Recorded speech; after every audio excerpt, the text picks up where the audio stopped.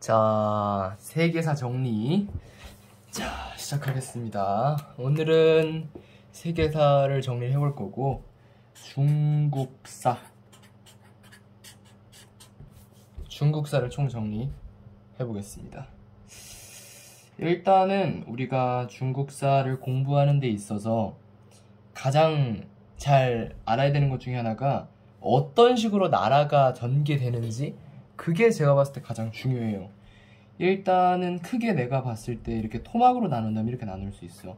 하, 상, 주, 춘추 전국. 그 다음에 진, 한, 위진남북.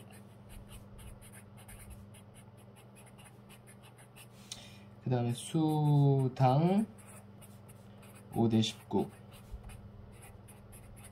그 다음에 송, 원, 명, 청.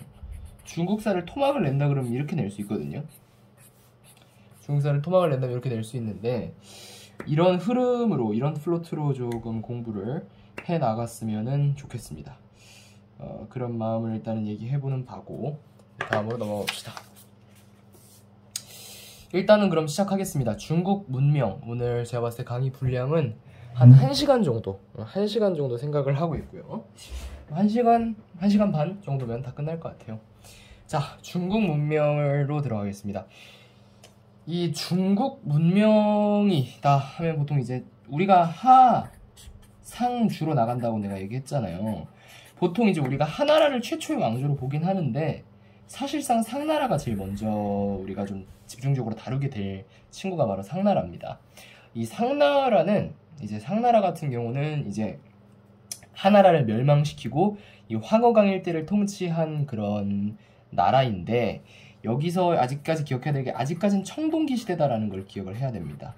아직까지 청동기를 썼어요. 그렇기 때문에 춘추전국 시대 철기 도입에 대한 얘기가 나오는 거고, 그 다음 이때 당시에는 태음력을 사용했습니다.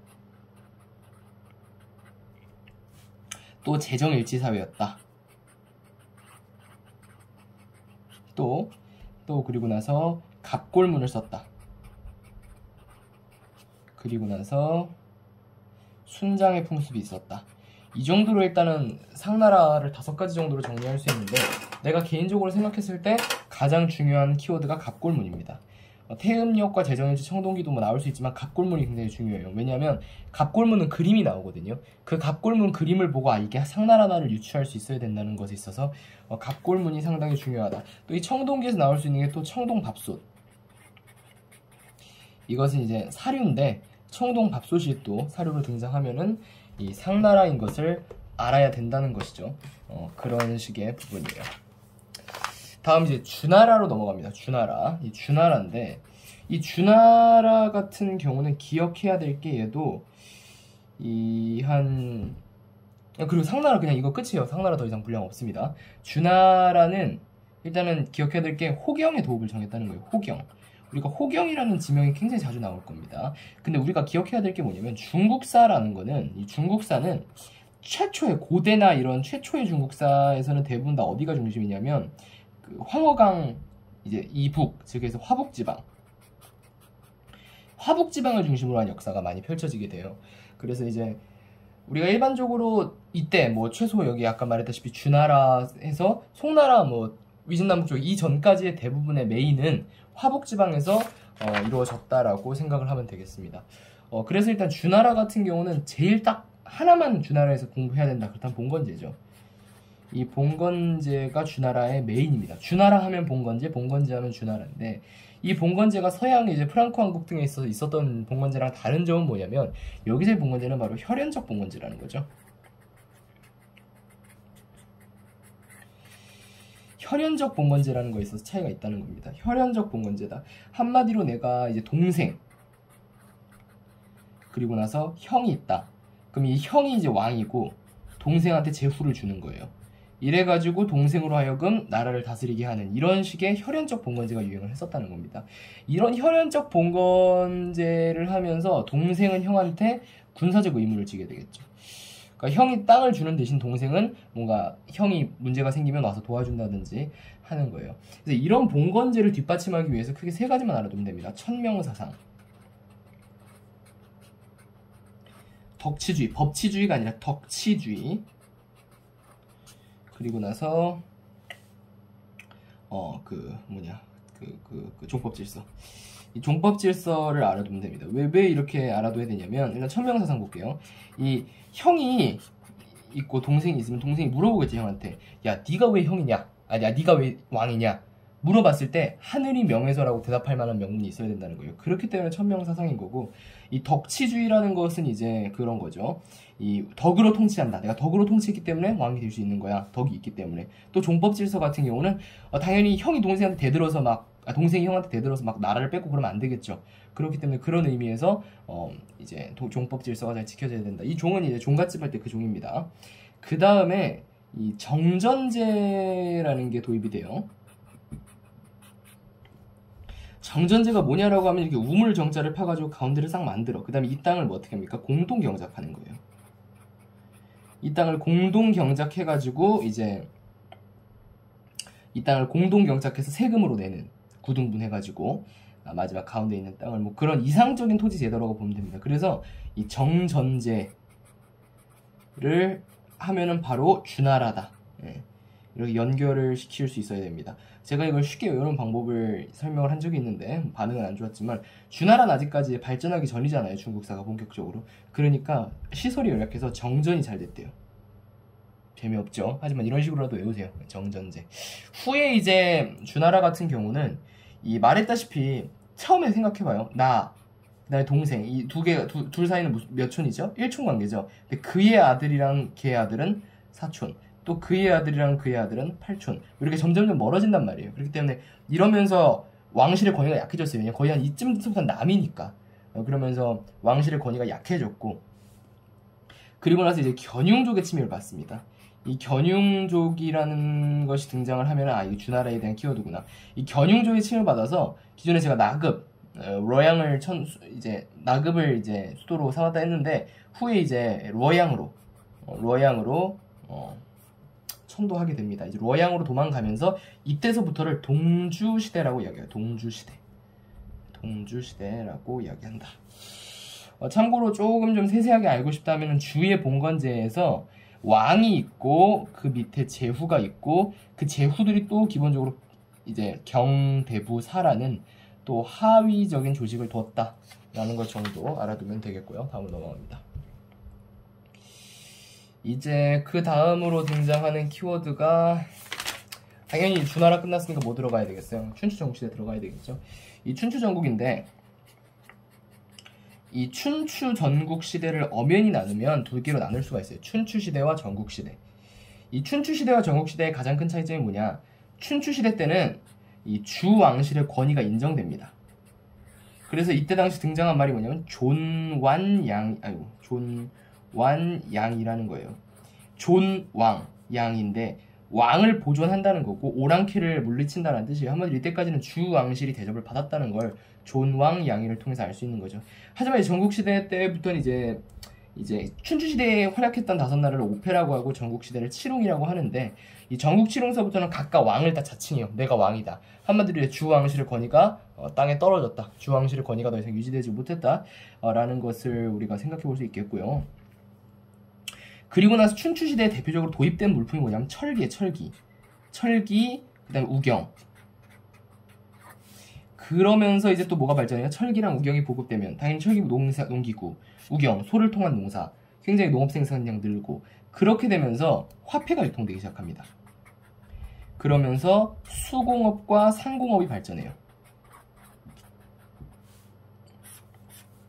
또 전쟁의 규모도 확대되죠. 철기로 인해서 기존에 청동기나 나무나 돌 썼던 전쟁보다 훨씬 더 전쟁의 규모가 확대되고요. 또 전쟁의 규모는 확대는 이제 서양 사회술 중장보병이라는 개념이 나오지만은, 전쟁이 확대되면 많은 사람들이 전쟁에 참여하게 되고 거기에 참여한 평민들, 백성의 지위도 올라간다. 자, 연결을 지어서 생각을 해보면 되겠습니다. 그리고 나서 무엇보다 춘추 전국시대에는 관료제가 드디어 등장하게 되고, 이때부터 사계층, 선비계층이 성장하면서 실력을 신분보다 중요시하는 능력주의 이런 사회 풍조가 나타났다라는 거죠. 그리고 나서 춘추전국 시대의 메인은 뭐예요? 제자백가입니다. 이 제자백가 없이는 춘추전국 시대를 논할 수 없죠. 이 제자백가가 왜 나왔냐면 다양한 나라들이 있잖아요. 이 나라들이 싸워서 이겨야 될 거 아닙니까? 승리가 필요하잖아요. 그러기 위해서 어떻게 하면 부국강병한 나라를 만들 수 있을까라면서 시작한 이 변법이라는 키워드가 점차 나가서 다양한 사상들이 등장하는 풍조로 발전했다라는 겁니다. 그래서 이제 등장한 사람이 진나라의 상황이라는 사람이에요. 이 상황이라는 사람은 이제 다양한 것을 했는데 대표적으로 군현제를 실시했다. 이제 이 군현제는 후에 이제 실제로 진나라가 통일했을 때까지 이어지는 거고, 그리고 나서 호적제와 조세제도 뭐 이런 식으로 상황이 도입했던 변법에 대해서도 기억을 해둘 필요가 있다. 어쨌든 여기서 보면 화폐나 수상 이런 도업 독립들은 후에 진나라에 가가지고 통일 정책의 이제 일부라고 볼 수 있겠습니다. 또 제자백가 하면은 뭐 도가, 노가, 묵가, 그다음에 뭐 유가, 법가 등등 많은데 뭐 이런 식으로 어떤 솔직히 이건 그냥 기본적으로 알아야 돼요. 어느 딱 이름만 들었을 때 어느 학파인지를 알아야 됩니다. 대표적인 키워드가 뭐였어요? 덕 나오자마자 뭐예요? 유가로 가는 거고, 법 나오자마자 뭘로 가는 거예요? 법가로 가는 거고, 사랑 보자마자 묵가로 가는 거고, 무의자연 보자마자 도가로 가는 이런 흐름들은 기본적으로 알아야 된다고 생각하고 제자백가가 등장했다라는 겁니다. 진시황인데 이 진시황 같은 분들은 이제 진시황 같은 경우는 참 이제 어떻게 보면은 대단한 사람이죠. 전국을 통일했는데 이 사람이 이제 처음으로 시황제라는 칭호를 씁니다. 이 시황제라는 게 뭐 진시황제가 진나라의 시황제라는 뜻이에요. 다른 뜻이 있는 게 아니라 시황제. 그리고 나서 이제 아까 상황의 군현제를 진나라가 채택을 했기 때문에 자연스럽게 여기 진나라 때도 군현제를 시행하게 됩니다. 전국을 36개의 주로 나눴다라는 걸 좀 알 수 있고요. 그리고 통일정책. 진나라는 기본적으로 이 통일정책이 매우 중요합니다. 진나라의 통일정책이 중요하고요. 그리고 나서 이제 또 분서갱유를 당하겠다. 분서갱유. 이 분서갱유. 유학자를 묻고 책을 태운다. 법가 사상 이외의 사상은 다 탄압하겠다. 그런 의지를 좀 엿볼 수 있는 그런 대목입니다. 그리고 나서 만리장성을 쌓았다. 이거는 사실 뭐 많은 분들이 알 거예요. 만리장성하면 진시황이다 정도는 알아둬야 되고요. 그리고 나서 남쪽으로는 베트남 북부까지 영토를 넓혔다. 베트남 이야기가 중국사 통틀어서 딱 한 번 나옵니다. 진시황 때 베트남 북부까지 영토를 넓혔다. 그리고 나서 이제 만리장성 플러스 이제 아방궁이라는 걸 짓거든요. 자기 사는 황궁. 이런 것들을 이게 대규모 토목공사잖아요. 이런 걸 옛날에는 뭐 크레인 뭐 이런 게 있었던 게 아니라 다 사람이 지었는데 이러면서 점차 민심이 안 좋아지기 시작하고 끝내 뭐로 망합니까? 진승과 이 오강의 난으로 인해서 끝내 이제 망하게 되는 거죠. 진승과 오강. 사실 진승과 오강, 진나라 멸망 되게 이해하기 쉬운 게 이 둘 다 진으로 시작하기 때문에 진이라고 외우면 됩니다. 진승 오강의 난, 진나라 멸망 이렇게 외우면 됩니다. 그래서 통일정책, 분서갱유, 만리장성, 베트남까지 영토 확장했다. 진승과 오강의 난으로 멸망했다. 이거 정도가 진나라에서 나올 수 있는 모든 키워드예요. 또 하나 뭐 군현제도 기억해둬야겠는데 왜 군현제가 중요하냐면 후에 이제 한나라 때 이제 군국제가 나오게 되거든요. 군현제 또 나오기도 하고 그러면서 그런 거를 구별하는 데 있어서 필요한 거 외에 뭐 딱히 중요하진 않은 것 같아요. 한나라로 넘어가겠습니다. 진나라는 간단하죠. 한나라로 넘어가는데 이 한나라 같은 경우는 좀 중요한 게 왕별로 구분을 좀 일부 해야 돼요. 한나라 고조가 있고 크게 3명만 기억하세요. 한나라 무제가 있습니다. 그리고 나서 한나라 무제가 있고 그 다음에 왕망이 있습니다. 그리고 나서 이 광무제가 있는데 이 4명이 각각 무슨 일을 했는지를 좀 자세히 알아야 됩니다. 아마 한무제 때 한 일이 많아가지고 다음 페이지로 넘어가야 될 것 같은데 어쨌든 요 정도를 기억을 해라 라는 겁니다. 그럼 2페이지에다가 정리를 해볼까? 크게 내가 이렇게 나눌 거예요. 한 고조. 최초로 만든 사람이죠. 이 한 고조 같은 경우는 이 군국제라는 걸 시행을 합니다. 이 군국제가 뭐냐? 간단하게 얘기하면 군국제는 뭐냐면 군현제 플러스 봉건제다. 뭐 이렇게 보면 됩니다. 그러니까 이제 제후가 딱 여기 있으면은 왕이 딱 있으면은 가까운 지역은 군현제로 통제를 하고 그보다 먼 지역에 제후를 배치하는 이런 시스템을 군국제로 본다라는 거고 그리고 나서 이 고조는 흉노와 평화를 합니다. 흉노 화친. 이때까지 흉노족이 굉장히 많이 괴롭혔었거든요, 중국을. 흉노에게 화친을 맺습니다. 그런데 무제는, 한나라 무제는 한 일도 더럽게 많고 이 고조랑 되게 반대되는, 무제는 군현제를 하거든요. 무제는 좀 더 왕권을 강화하기 위해서 했던 사람이어서 이러므로 제후 세력을 또 제압합니다. 당연히 이제 군현제를 시행하게 되면은 이 제후 세력을 제압해야 되겠죠. 그리고 나서 이제 또 이 흉노를 토벌합니다. 이 흉노랑 화치를 맺은 거랑은 별개로 흉노를 얘는 토벌해버려요. 흉노 토벌. 그러니까 두 개가 대비가 지금 현재 되고 있는 거예요. 흉노 화친, 흉노 토벌, 군국제, 군현제가 대비시켜서 시험 문제 출제될 수 있으니까는 잘 공부해야 되고. 그리고 나서 이제 또 그 외에도 진짜 할 일이 더럽게 많아요. 동중서에 건의해서 유교를 국가 이념으로 채택해요. 동중서 유교. 그래서 동중서 하면 한무제, 이거 기억해야 됩니다. 한무제, 동중서, 동중서, 한무제입니다. 이건 무조건 기억해야 되는 거고. 그리고 나서 진짜 한 일이 진짜 많아요. 한 일이 너무 많아요. 한 일이 너무 많아서 왜 이렇게 많냐면 또 이제 또 흉노 공격하고 장건, 대월지, 이건 알죠? 실크로드. 이 장건을 대월지에 파견해가지고 실크로드 개척했다를 이때 한무제 때 한 일이죠. 그리고 나서 이걸로 이제 비단길 당연히 개척된 거 알겠죠? 서하 이 흉노 토벌을 위해서 장건을 대월지에 보냈다가 그 과정에서 비단길이 개척되는 사례. 그래서 염철 전매제, 진짜 많지. 한 일이 더럽게 많습니다. 시험에 안 나올 수가 없어요. 이거는 진짜 한 일이 너무 많아요. 그리고 나서 균수법과 평준법. 근데 이것도 다 이유가 있는 게 왜 이게 이렇게 했느냐 하면 한무제 때 대외원정을 엄청 나갑니다. 이 고구려랑 고조선이랑 남을 정복한 게 한무제 때예요. 그래서 국가 재정이 어려워졌기 때문에 염철 전매제를 시행할 수밖에 없었다. 뭐 이런 맥락으로 좀 기억해도 되겠습니다. 또 국가 재정이 어려워졌죠. 그러니까 시행한 게 뭐냐면 균수법이랑 평준법입니다. 둘 다 뭔지 알아야 돼요. 그냥 균수법, 평준법 이렇게 넘어가면 안 됩니다. 이 균수법이 뭐냐면 간단하게 생각하세요. 균일하게 나눠주는 거고 평균으로 만드는 거예요. 이 균수법이라는 건 균일하게 이렇게 나라가 있으면은 한 지방에서 많이 나는 물자를 이렇게 배분하는 정책이에요. 이 많이 나는 물자를 세금으로 걷어서 물자가 부족한 지역에 나눠주는 거. 예를 들어서 뭐 서울에서 사과가 100개 났어요. 근데 이제 경상도에서 사과가 뭐 10개 났어요. 그럼 나머지 한 40개 정도로 옮겨준다든지 이런 식으로 하는 게 균수법이고, 평준법은 뭐냐면 계절별로 차이가 있을 거 아니에요. 물가가 쌀 때 항상 한창 뭐 추수하고 이럴 때는 물가가 싸겠죠. 이때 잔뜩 사뒀다가 비쌀 때 풀고 뭐 이런 게 평준법입니다. 그리고 나서 또 이 오수전을 주조했다라는 거죠. 제가 예전에 좀 설명할 때 좀 재밌게 좀 외우라라는 의미의 재미는 없지만 한나라 무제가 한 일이 더럽게 많죠.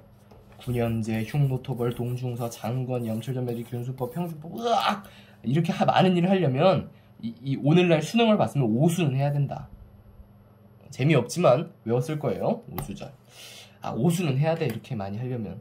뭐 이런 맥락으로 좀 기억을 하라는 의미에서 좀 재밌게 외워라 라는 의미에서 그렇게 좀 재미없는 설명을 덧붙였고요. 그리고 나서 이제 등장을 한 게 왕망입니다. 그러니까 한무제 사후에 이렇게 강력하고 멋진 통치자가 지나간 후에는 반드시 뭔가 혼란이 생기게 돼요. 이때 등장한 외척인 왕망이라는 사람이 등장하는데 이 양반이 신나라를 건국해요. 한을 무너뜨리고. 놀랍죠? 그리고 나서 이 사람이 대토지 소유 제한, 그 다음에 노비 매매 금지, 엄청 급진적이죠. 노비 매매 금지, 대토지 소유 제한 뭐 이런 거를 때려버립니다. 이런 아주 급진적인 개혁을 때려버려요. 그러면서 어떻게 됩니까? 실패하게 됩니다. 이런 대토지라든지 노비 매매라든지 이런 것들이 실패로 돌아가게 되면서 이제 끝내 이제 신나라를 망하게 되는 거죠. 급진적인 개혁으로 인해서. 그러면서 이제 등장한 후한인데 말 그대로 후기의 한나라는 뜻이고 후한을 세운 사람이 누구다? 광무제다.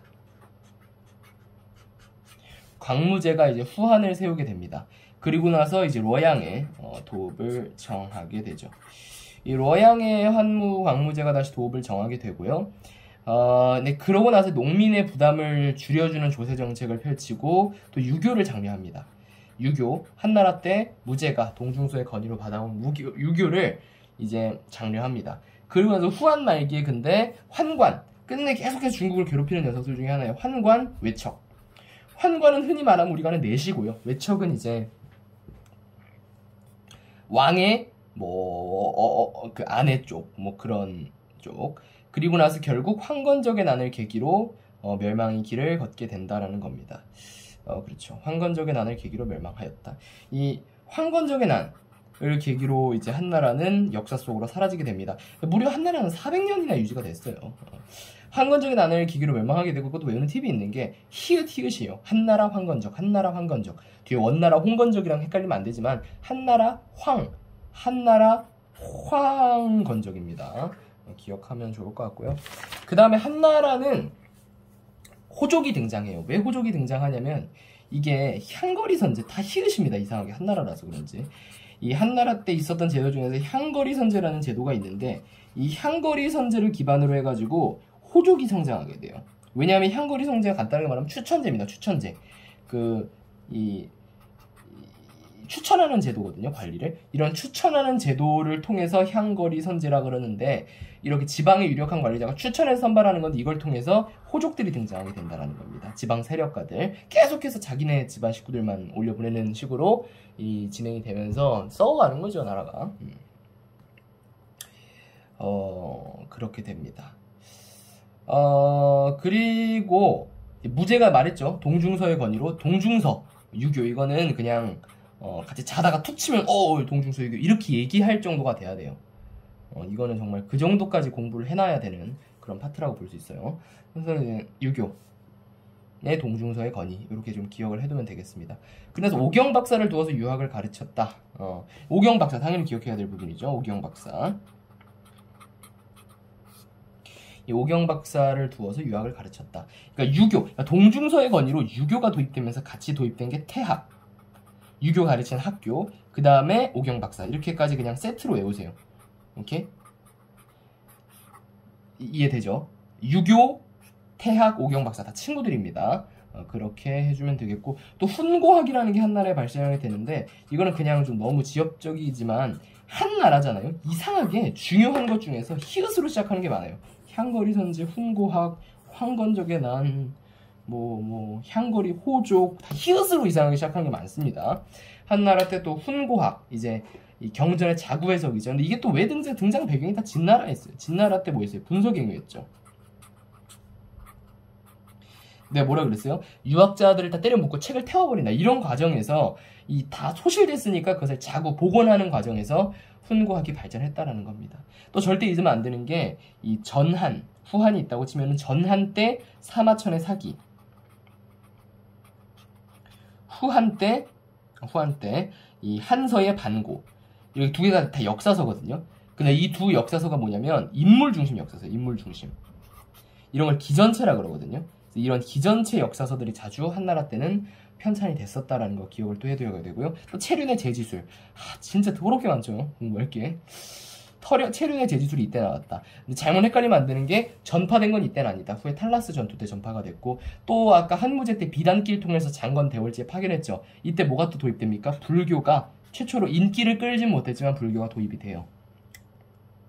알겠죠? 이 불교가 또 유행하게 되는 시기는 또 위진남북조 시대에 가서 있습니다. 어쨌든 유행하진 않았지만 이 불교가 이때 처음으로 도입이 되고, 이렇게 기억해야 될 게 많습니다. 한번 다시 보면은 한나라, 유교, 태학, 오경박사 세트, 황건적의 난으로 멸망, 향거리 선제 통해서 호족 형성, 훈고학 발전, 분서갱유 때문에, 그 다음에 사마천의 사기, 한서의 반고, 전한, 후한, 인물중심 역사서 기전체, 체륜지술이 이때 만들어졌고, 이게 중국 4대 발명품 중에 하나예요. 중국 4대 발명품 중에 하나고, 왕망 신나라도 기억해야 되고, 러양으로 후한 때 천도했고, 조세랑 유교를 장려하고, 조세를 부담을 줄여주는 정책 시행했다. 한나라는 이렇게 마무리하겠습니다. 다음, 위진남북조 시대.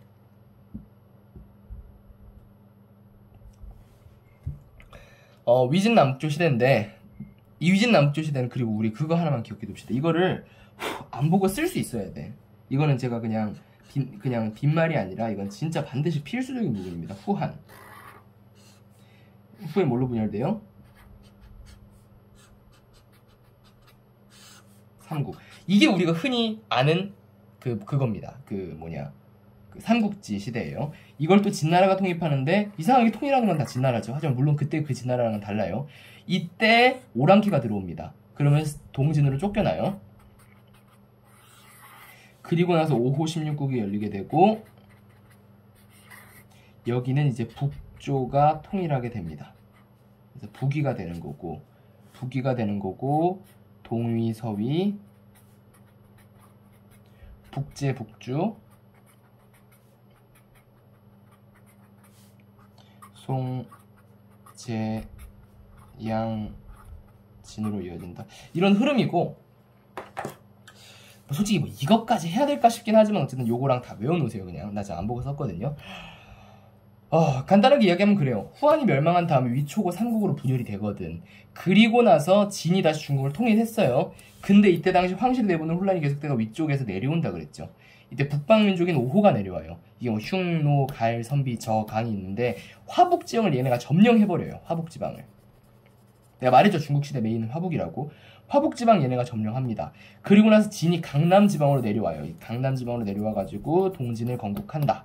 라는 거를 기억을 하면 되겠고, 이후에 선비족의 나라가 북이거든요. 통일하면서 북조, 남북조 시대가 열립니다. 그래서 이때까지를 위진, 남북조 해서 위진, 남북조 시대라 그러는 거예요. 위진, 남북조 시대. 이런 식으로 진행이 됩니다. 우리가 뭘 기억해야 되냐면 북위에 있는 효문제라는 사람이 있거든. 이 효문제의 정책들에 좀 관심을 가지고 공부를 할 필요가 있어요. 효문제 아저씨가 되게 재밌는 일들을 많이 하셨거든요. 그래서 이 효문제 선생님에 대해서 알아둘 필요가. 이거 너무 진하게 나오지. 보드마크 하겠습니다. 효문제에 대해서 좀 기억을 해볼 필요가 있겠다라는 겁니다. 효문제에 대해서. 효문제.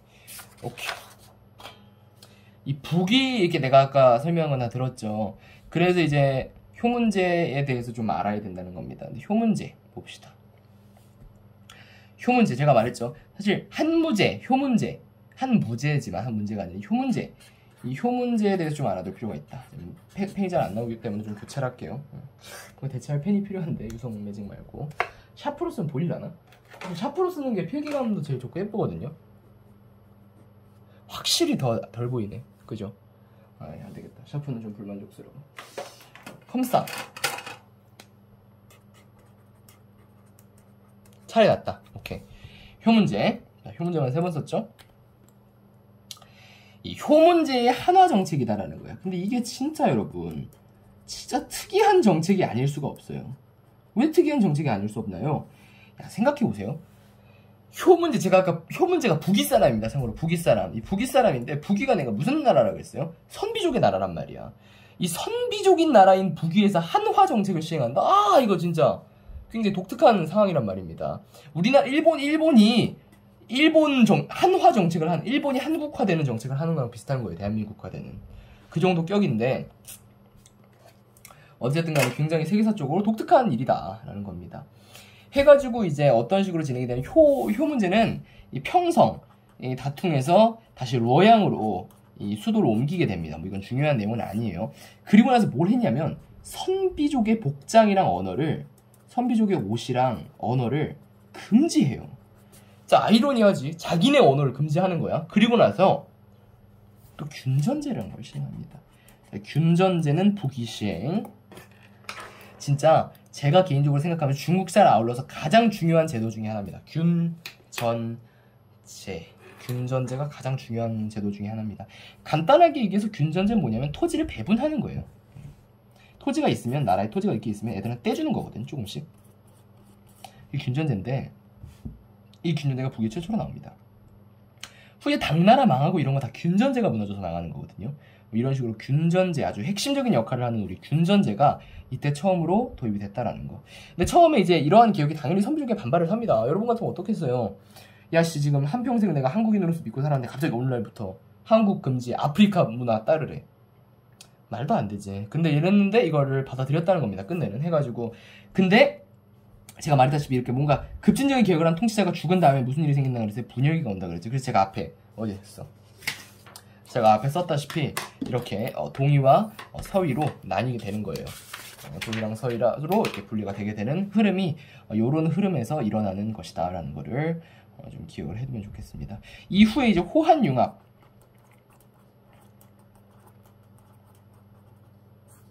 이 동위와 성위로 분리가 되면서 이 막 이렇게 흩어질 거 아닙니까? 그러면서 호한융합이 일어났다는 겁니다. 호한융합. 이 호화가 오랑키 호자고 한이 한나라 할 때 한자입니다. 그거 좀 기억해두면 되겠고요. 그 다음에 이런 것들이 이제 훗날 위진남북조 시대 끝나고 통일제국이 또 수당이 나오죠.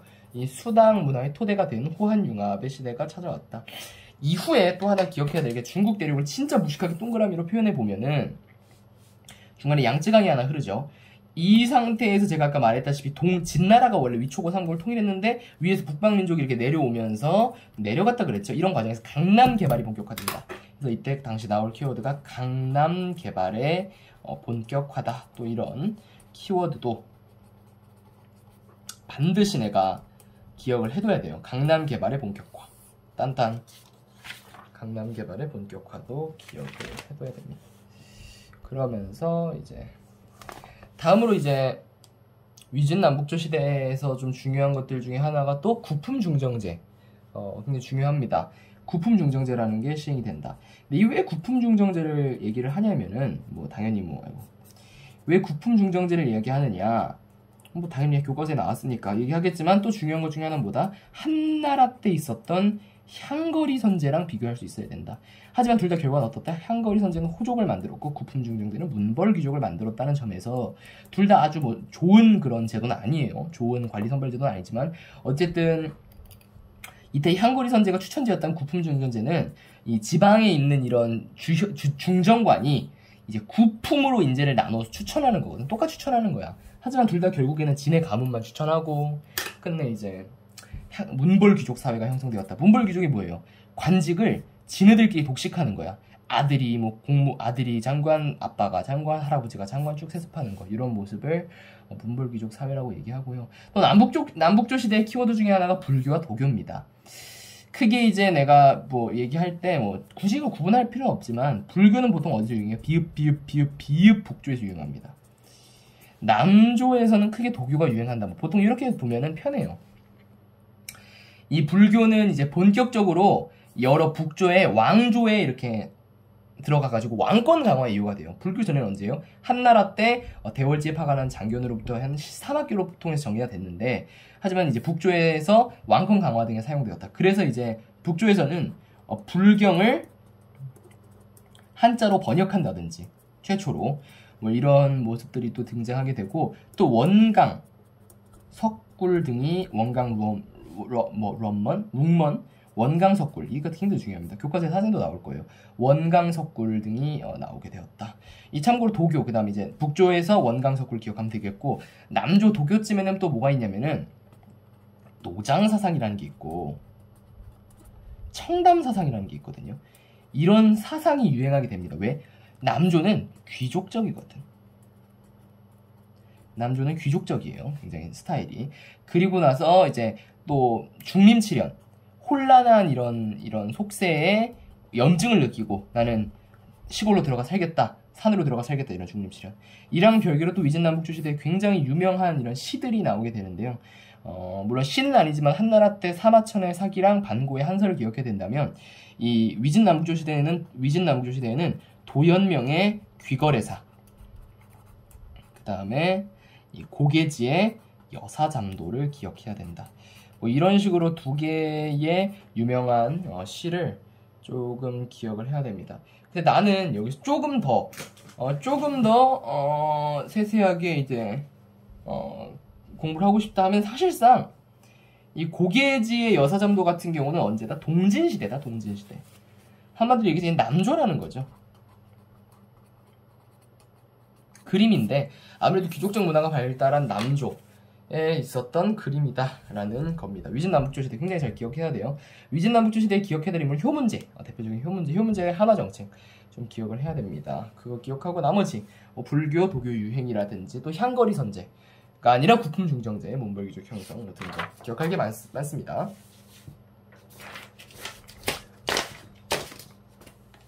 사실 세계사가 그래요. 진짜 세계사에서 어려운 거는 서양사. 놀아버리죠. 그게 좀 어렵고 중국사는 쉽습니다.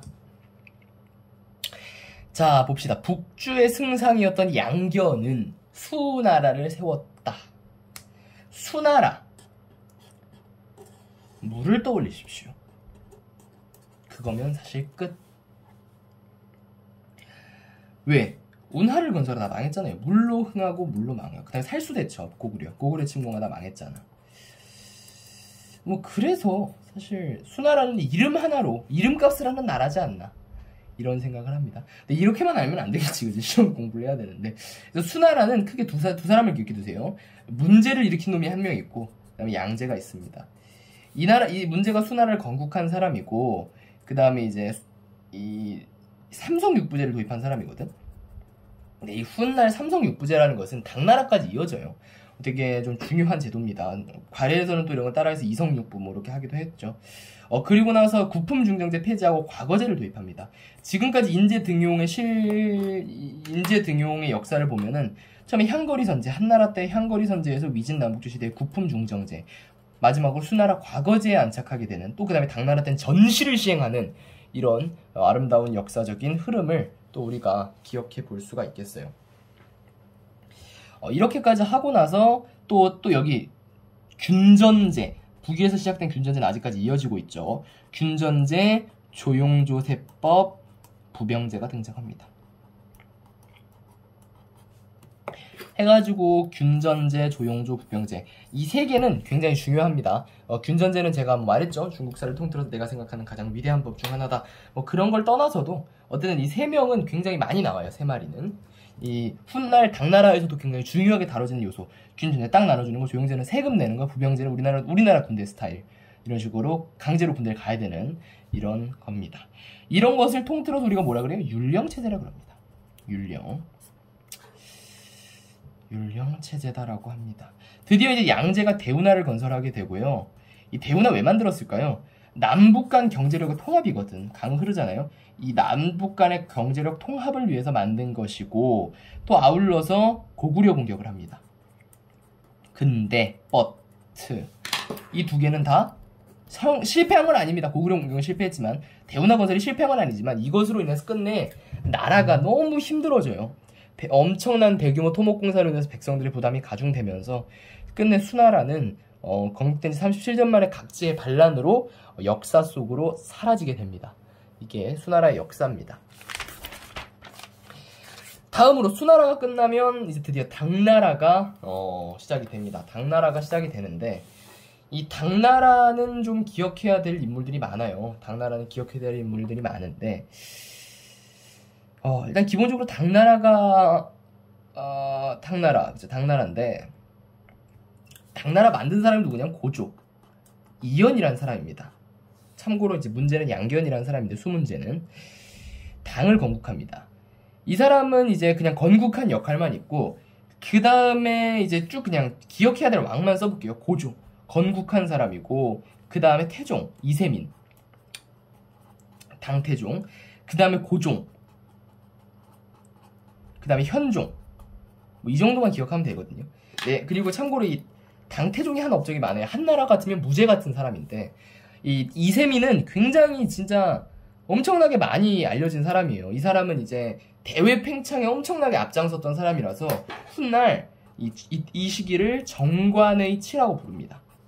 그 다음에 참고로 현종대를 개원의 치라고 부르는데, 써놓을게요. 여기서 이제 정계, 관원에서 이제 정관의 치랑 개원의 치인데, 참고로 치는 뭐 치욕스럽다 할 때 그런 치가 아니라 치세, 한마디로 그만큼 발전했었다라는 그런 내용들입니다. 그리고 나서 참고로 얘기하면, 우리가 여러분 대조영이라는 드라마 봤나요? 대조영에서도 이세민이 나옵니다. 당태종이. 대조영 드라마 중간에 이제 대조영의 아버지가 대중상인데 포로로 잡혀요. 그때 갑자기 대중상의 아버지가 포로로 잡혀있는데 딱 그 줄을 끊고 칼을 뽑아들고 이렇게 얘기합니다. 나는 대고구려 장수 대중상이다. 뭐 누구를 도와서 뭐 하고 이세민의 100만 대군을 물리쳤으며, 이렇게 이세민이 여기 나온다는 거죠. 태종 이세민. 하여튼 이세민 같은 경우는 그만큼 이 대중상에도 나올 만큼, 대조영 드라마에도 나올 만큼 대외 팽창에 앞장섰던 사람이다라는 거고, 이때 당시에 동돌궐, 그 밑에 있던 북방민족을 복속시킵니다. 대단한 사람이죠. 이 북방민족과 대부분 이제 싸운단 말이에요. 그렇기 때문에 복속시켰다는 건 굉장히 큰 의미가 있는 사건이고, 이때 당시에 무슨 칭호를 넣었냐면 천가한의 칭호를 넣었습니다. 천가한, 태무치는 칭호를 넣었다 그러면 천가한. 왜 천가한의 칭을 얻었냐면 후에 이제 바로 뒤에 원나라 배우겠지만 칭기즈 칸이라고 하거든요. 칭기즈 칸. 그 칸이 천가한을 빨리 얘기한 거라고 보면 돼요.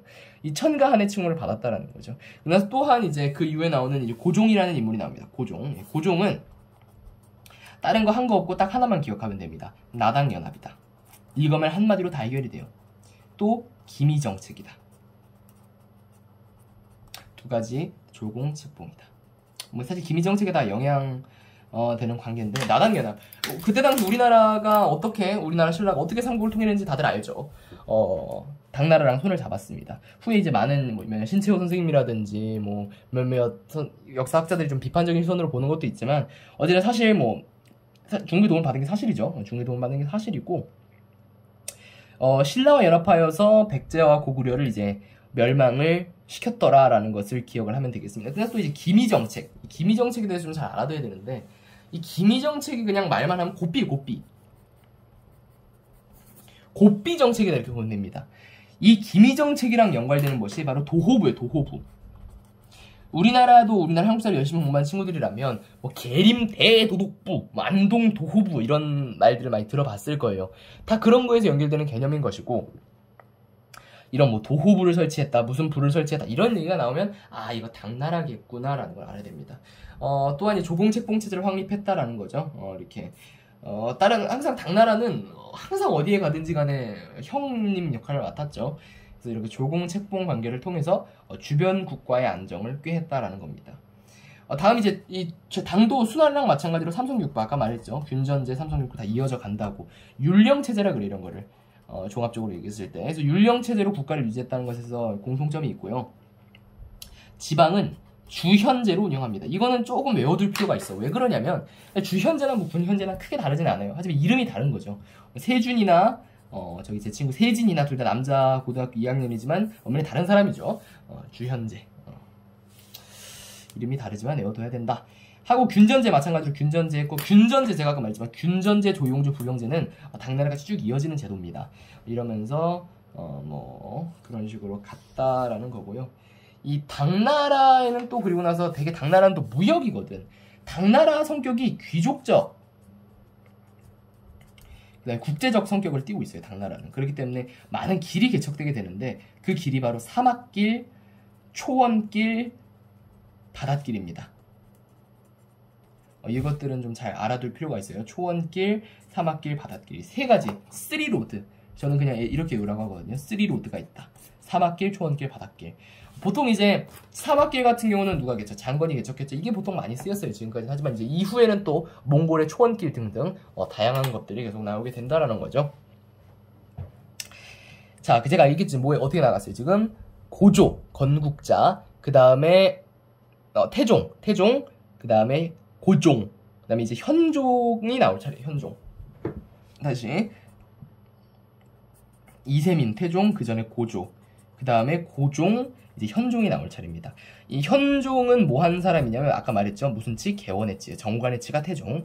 개원의 치라고 불렸는데 이 사람이 뭘 했느냐? 일단 이때 당시 대외 무역이라든지 이런 것이 절정에 달했고 수공업이 엄청나게 발전하고 뭐 이런 것도 맞아요. 하지만 여기서 현종 때 가진 기억해야 될 건 뭐냐면 절도사의 등장입니다. 이 기존까지 뭐가 있었냐면 도호부가 있었잖아요. 안동 도호부네 기억하라 그랬죠.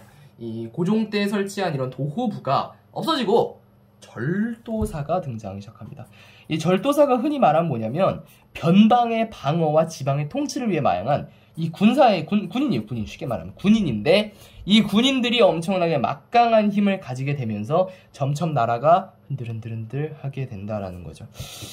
이런 것입니다. 절도사로 인해서 국방력은 무지 강해집니다. 하지만 황제권이 약화되었다라는 것을 기억해두면 됩니다. 또 이제 현종 때부터 서서히 균전제가 동요하기 시작합니다. 균전제가 뭐라 그랬어요? 북이 때 시작한 이 균전제의 특징이 뭐냐면 땅을 말했잖아. 내가 공평하게 배분해주는 거라고. 근데 생각해봐요. 현종 때부터 내가 말했죠. 대외무역 수공업 발전하면서 개원의 치라고 불렸다고. 엄청나게 인구가 늘어나기 시작합니다. 인구가 엄청 늘어나요. 이러면서 나누어줄 토지가 부족합니다. 토지가 100만 평이 있었고 인구가 10,000명이 있었을 때는 한 명당 100평씩 나눠주면 되지. 근데 인구가 100만 명이 돼버렸네. 그럼 어떡해요? 200만이면? 300만이면? 이런 식의 사태가 생기게 되면서 문제가 되게 된다라는 거죠. 이제 그런 문제가 또 생겼고, 당연히 그렇게 되고, 균전제가 붕괴되면 땅을 못 나눠주죠. 균전제 붕괴되면 땅을 못 나눠주고, 땅을 못 나눠주면 이 농민들이 일하느라 바쁘겠지. 여유롭지 않으니까. 그러면서 균전제가 폐지되고, 폐지가 아니지, 흔들리기 시작하고, 더 이상 부병제, 필수적으로 군대 오라 그래도 애들이 안 와. 그러니까 어쩔 수 없이 모병제로 전환하게 되고, 많은 군사비를 지출하게 되면서 농민들의 부담이 가중되고, 점점 나라가 힘들어지는 거지. 이 시점에서 딱 등장한 게 바로 뭐냐면 안사의 난이에요. 이것을 기점으로 당나라는 엄청난 쇠락의 길을 맞이하게 됩니다. 안사의 난이 딱 터지는 기점으로 해서 모든 게 다 바뀌어요. 안사의 난이 터지는 기점으로 해서 조용조세법, 뭘로 바뀝니까? 양세법, 1년에 2번 차등을 두어 거두는 양세법으로 바뀝니다. 그리고 나서 당연히 뭐 모병제, 부병제, 모병제로 바뀌고, 균전제도 바뀌고, 균전제도 장원제로 바뀌고, 균전제는 장원제로 바뀌고 이렇게 됩니다. 그리고 나서 이제 거기에다 플러스 알파로 황소의 난, 급격하게 쇠퇴하고 결국 절도사인 주전충에 의해서 이 당나라에 유구했던 역사는 힘없이 무너지게 됩니다. 이 절도사에 의해서 망했잖아요. 그렇기 때문에 그 이후에 생기는 5대 19개 분열기가 조금은 이해가 되는 겁니다. 이 5대 19개 분열기는 뭐냐면 절도사들의 시기거든. 절도사들의 세상이에요. 그렇기 때문에 이후에 기억해둬야 된다. 순서가 그리고 나서 이 안사의 난, 황소의 난, 주전충의 난으로 멸망했다라는 겁니다. 그리고 조금 더 세밀하게 보면은 조용조세법에서 조가 뭐고 용이 뭐고 조가 뭐냐. 사실 어떻게 보면 이것도 그냥 뒤에 보여서 그냥 얘기하는 건데, 이 조용조는 조가 토지에 토지, 용이 뭐야? 용역, 즉 노동. 그다음 조가 특산물이다. 이 정도 알면 되는데 설마 이거 시험에 나오겠습니까? 다음으로 당나라의 문화.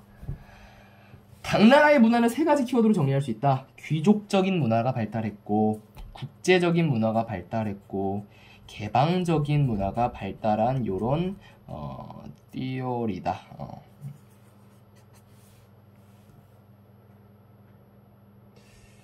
요런 스타일로 제가 좀 알고 있으면 되겠습니다. 그리고 나서 이제 제가 말했다시피 동서교역로학부가 시작돼요. 아까 쓰리로드에 대해서 얘기했죠. 이때 동서교역로, 동서가 뭐예요? 동나, 중국 얘는 서가 서역을 얘기하는 거죠. 이 동서교역로가 처음으로 이제 이렇게 좀 세팅이 되기 시작하는데, 이 동서교역로를 중심으로 서역 상인들의 왕래가 활발해지게 됩니다. 이때 당시 중국이 도자기, 견직물 이런 것들을 수출하고, 당나라에는 또 당지의 상인 이런 사람들이 몰려들면서 이 장안성이 엄청나게 활발해지게 돼요. 장안성이. 그래서 여러분 속담 중에서 이제 장안의 화제다 이런 말 들어봤죠. 이 장안이 여기서 그만큼 그러니까 장안에서 화제면 모든 곳에서 화제다라는 의미에서 장안의 화제라는 말이 여기서 처음 등장하는 거예요. 또 이름에 따라 세계 각지 종교가 등장하게 되는데요. 조로아스터교,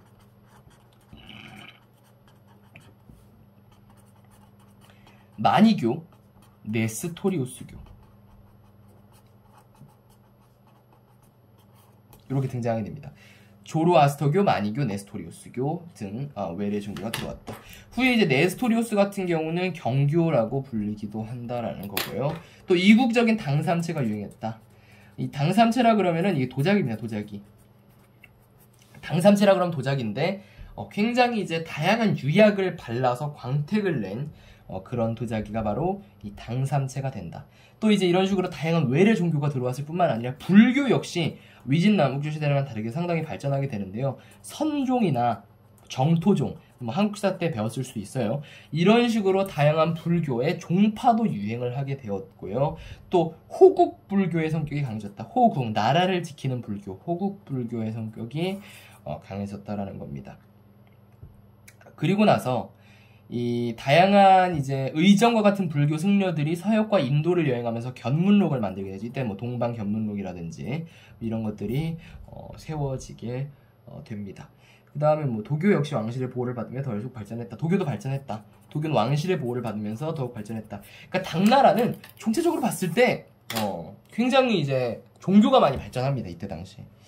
그리고 나서 또 당나라 하면 이백과 두보를 빼놓고 이야기할 수가 없는데요. 한때 이런 말이 있었습니다. 조홍전을 보면은 그녀의 문장 실력은 이두를 압도했다. 이백과 두보를 얘기하는 거거든요. 이두라는 사람이 있는 게 아니라 이렇게 이두라는 귀족시 이런 것들이 많이 발달했다라는 것을 또 알 수 있겠습니다. 또 왕류의 산수화 들어만 주세요. 그 다음에 구양순의 글씨.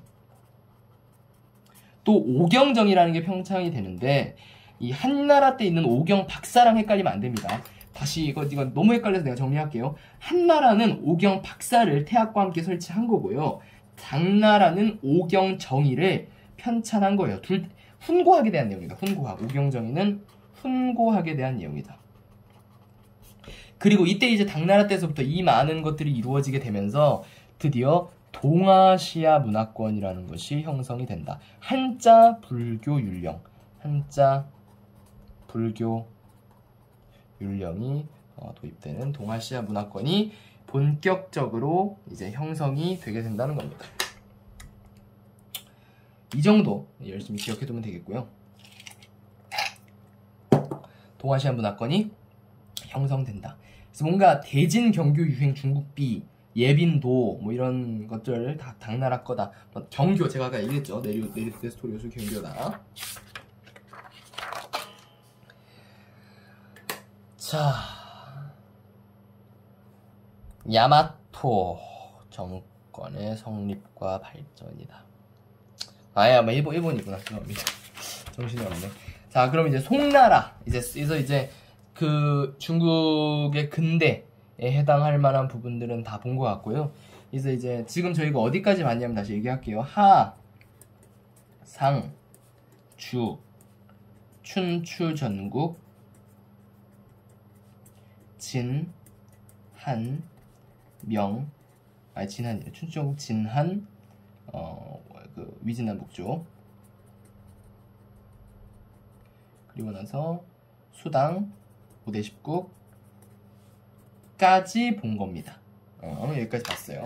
그 다음에 이제 송원 명청이 남았는데 여러분들은 쉬지 않겠지만 저는 잠깐 끊었다가 이제 다시 여기서부터 쭉 어디까지? 청나라까지 가겠습니다. 잠시만 쉬고 정비하고 오겠습니다. 자, 쉬고 돌아왔습니다. 사실 내가 지금까지 막 하상주, 춘추전국, 진한, 위진남북주, 수당, 5대 19까지 설명을 했는데 어떻게 보면 이제 송나라, 송원, 명청이 이 정도 분량이 나와요. 네 나라가 거의 뭐 하나, 둘, 셋, 넷, 다섯, 여섯, 일곱, 여덟 10개 나라랑 4개 나라랑 분량이 맞먹는다 정도로 그렇게 좀 분량이 많다.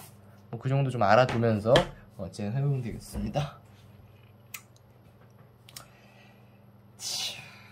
진행을 해볼게요. 다시 나가카로 돌아오겠습니다. 자, 5대 10국을 제가 얘기했죠. 이 5대 10국이라는 것 자체가 뭐라 그랬습니까? 5대 10국. 이게 절도사의 시대래요, 절도사. 이 절도사의 혼란 속에서 바로 태조, 조광윤이라는 사람이 송나라를 건국하게 됩니다. 송나라를 건국하게 되는데 이 사람이 실시한 정책이 있어요. 이 조광윤의 문치주의 정책이라고 하는데 너무나도 중요합니다.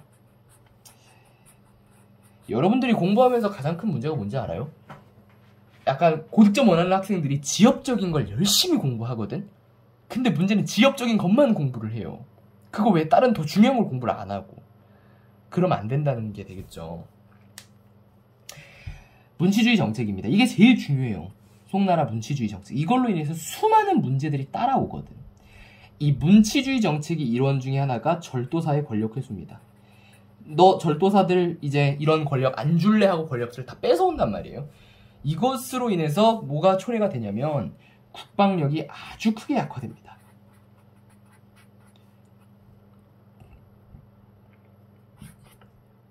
당연하겠죠. 군인들한테 권력이 있었는데 군인들한테 권력을 뺏어서 군인들의 권력이 추락하면 그만큼 국방력도 약해지는 게 인지상정이죠. 당연한 겁니다. 그리고 나서 이제 전시제도라는 것을 시행을 하게 되는데요. 이 전시제도. 이 전시제도를 시행을 하게 됩니다. 이 전시제도를 시행을 하게 되는데, 이 전시제도라는 것은 그래요. 이 전시제도라는 것은 매일 시험을 보는 겁니다. 매일 시험 보는, 말이 잘못해요. 황제 앞에서 시험을 보는 겁니다. 이 황제 앞에서 시험을 보는 건데, 과거제를 지금까지는 뭐 나라에서 주관하긴 했지만 황제가 직접 한다라는 느낌은 없었단 말이에요. 근데 이제 이 전시제도를 도입을 하게 되면서 이제 황제가 있으면은 황제 앞에서 시험을 봅니다. 그럼 어떻게 되겠습니까? 그만큼 황제에 대한 충성심이랄지 뭐 그런 것들이 굉장히 강해진단 말이죠. 이때부터 뭐가 성장하게 되냐면 사대부가 성장하게 됩니다. 근데 뭐랑 비교를 해야 되냐면 사계층의 성장이랑은, 이 춘추전국 시대의 사계층의 성장이랑은 비교를 해야 돼요. 여기서는 그때는 이제 사만 있었지만 여기는 뭐가 추가된 거예요? 대부가 추가된 거죠. 그렇기 때문에 사랑 대부의 합성어기 때문에 이때서부터 이 선비들이 정치도 하는 사대부 계층이 성장을 하게 됩니다. 근데 내가 말했다시피 이렇게 문치주의 정책을 시행하면서 국방력의 약화는 피할 수 없는 흠이었죠. 이렇게 국방력이 약화가 되게 돼요. 이 국방력이 이렇게 약화가 되게 되면서 좀 많은 문제들이 발생하게 되는데, 국방력이 약화되게 되면서 막 여러 북방 민족들의 침입을 받고 그에 따른 세패를 바치고 이런 것들이 아주 심해지게 돼요. 세패. 좀 이따 세패 파트는 따로 정리를 하겠습니다. 이러면서 신종이 누굴 등용하냐면은 왕안석을 등용하거든요. 이 신종이 왕안석을 등용해가지고 신법을 시행하게 됩니다. 신법. 그래서 이제 왕안석의 신법 옆에 보면 청묘법, 시역법, 묘역법, 균수법, 보가법, 보마법이 있는데요. 이 정도는 좀 공부해도 무방합니다. 하지만 지금 뭐 그걸 일일이 공부하고 있을 수 없으니까 이 시간에는 일단 진도를 빠르게 나가는 것을 목표로 하고 후에 이제 저런 것들을 좀 공부해두면은 도움이 된다라는 것을 알아두면 되겠습니다. 신법을 시행했습니다. 그것을 통해서 좀 이제 개혁을 하려고 한 건데 재정적인 효과는 일부 있었으나 또 농민의 부담이 커지게 되는 그런 문제가 생기게 되고, 그러면서 신법을 시행하면서 구법당, 신법당 두 개 사이에서 다툼이 일어나게 됩니다. 구법당, 신법당 사이에서 이 다툼이 일어나게 됩니다. 이렇게 해서 요의 압박을 받던 송은 금과 힘을 합쳐서 뭐 요를 멸망시켰으나 남쪽은 도읍을 옮겼다 이렇게 나와 있는데, 그 내용은 바로 다음에 바로 정리할 거예요. 봅시다. 이 송나라 시대에는 기억해야 될 나라라기보단 거란, 여진, 서하, 몽골, 송 뭐 이 정도 있어요. 각각 좀 달라요. 이 거란 같은 경우는 야율아복이라는 사람이 등장하거든요. 이 이름이 참 특이해서 좀 잘 외워질 겁니다. 야율아복이라는 사람이 거란족을 통합해서 요나라를 건국합니다. 더 이상 거란족이 아니라 나라가 된 거죠. 발해를 멸망시키고 세력을 확장시킵니다. 발해를 멸망시키고 세력을 확장시킨 다음에 만리장성 이남의 연운 16주를 차지하고 송과 전연의 맹을 맺습니다. 전연의 맹약을 체결하게 되고 송으로부터 막대한 세패를 받게 되는 거죠. 기억해야 될 게 연운 16주 차지한 거란과 관련된 설명이고 전연의 맹을 체결했다도 거란과 관련된 설명이다. 그리고 나서 이때 당시에 뭐가 등장하게 되냐면 북면관제, 남면관제 등이 이제 등장을 하게 된다. 북면관제, 남면관제가 간단하게 얘기하면 뭐냐면은 이중지배 체제예요. 지금 그래서 거란과 여진 둘 다 이중지배 체제가 등장하게 되는데, 이 특징이 뭐냐면은 간단하게 얘기해서 한인이랑 자기네 나라 민족을, 북방 민족을 구분해서 다스리려고 했다라는 겁니다. 그게 가장 중요한 핵심이에요. 남면관제, 북면관제. 그래서 참고로 이제 북면관제가 북방 민족인데 이거는 지네들 스타일대로 부족제로 중심으로 진행했고, 남면관제에서는 주현제로 통치했다. 한마디로 이제 민족별로 차등을 둬서 다르게 지배했다 라는 게 중요한 핵심 키워드 중에 하나겠습니다. 그리고 나서 또 거란 문자, 거란 대장경 뭐 이런 것들을 이제 편찬을 해가면서 자기네 나라 이런 민족적 발전에 민족성을 유지하기 위해서 계속해서 노력을 기울였다라는 것을 알 수 있습니다. 거란했어요. 거란 기억해야 될 게 거란 문자 이런 거 했고 남명간제, 북명간제, 연운 16주, 전현의 맹, 발해 멸망 뭐 이 정도 기억하면 되겠습니다. 그리고 나서 또 뭐가 등장하게 되냐면 서하라는 게 등장하게 되는데 서하는 뭐 별로 중요한 게 아니에요. 서하는 그냥 간단하게 설명하면은 송과 평화 조약을 맺었다. 그리고 나서 좀 중요한 게 뭐냐면 얘네들이 동서교역료를 얘네들이 먹는다. 이 정도만 기억하면 되겠습니다. 동서교역료를 얘네들이 먹고 있어가지고 송과 뭐 대립하기도 한다라는 거 기억하면 되고요. 매도 마찬가지로 고유문자 제정합니다. 이 고유문자, 거란의 거란문자, 거란대장균과 같이 이런 고유문자를 만드는 양의 행동들은 여러 군데에서 계속해서 등장하게 됩니다. 그 다음에 여진인데 아까 몽골 야유라 보기였지만 여진에는 누가 등장하냐면 아구다라는 사람이 등장해요. 아구다. 이 사람이 금나라를 건국합니다. 아까 야유라 보기가 거란은 요 나라를 건국했지만 그리고 나서 이 금나라가 송과 연합을 해서 요를 멸망시켜요. 근데 문제는 뭐냐면 제가 거란 말했죠. 요를 멸망시킨다고. 참고로 이거 중요할 수 있겠다. 10세기 때 거란, 11세기 때 서하, 12세기 때 여진입니다. 거란, 서하, 여진 순서대로 얘기가 진행되는 거예요. 이거 여진족이 금나라 건국한 12세기, 거란족이 요나라 세는 10세기입니다. 시기상 차이가 있어요. 그러니까 멸망시키는 게 가능하겠지. 멸망시킨 다음에 요를 멸망시켰는데 문제는 뭐냐면 금나라가 뒤통수를 칩니다. 도리어 송의 수도를 카이펑인데 여기를 함락시켜버립니다. 금나라 여진족이.